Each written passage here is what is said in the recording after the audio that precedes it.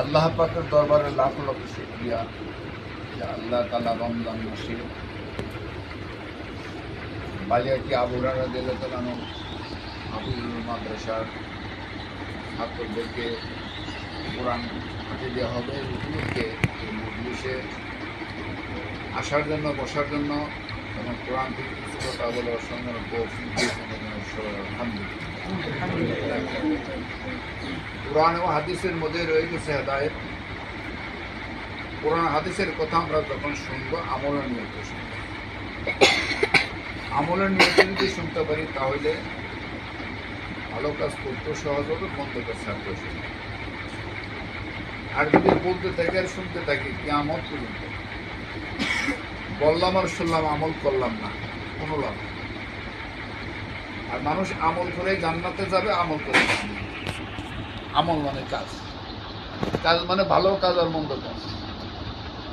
ভালো কাজ কোনটা আমরা মোটামুটি সকলে আমরা জানি, ভালো কাজ কোনটা আর মন্দ কাজ কোনটা আমরা সকলেই জানি। জানার পরেও আমল করা খুব কঠিন হবে।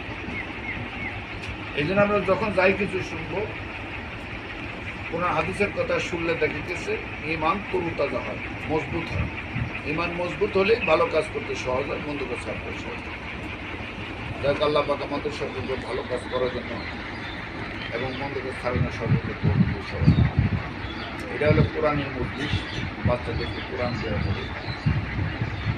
তেমন একটা মজলিস, খুব দামি মজলিস, খুব দামি মজলিস। আর এটা রমজান মাস। রমজান মাস হলো রহমতের মাস।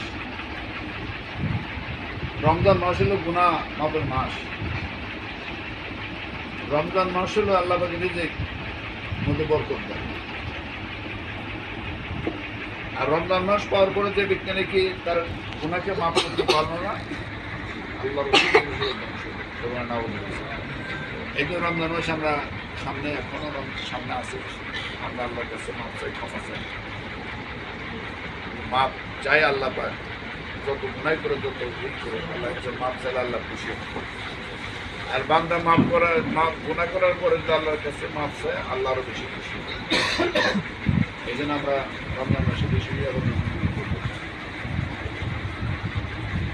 রমজান মাসে দেখেন আমরা এই যে একটা নফল আদায় করি।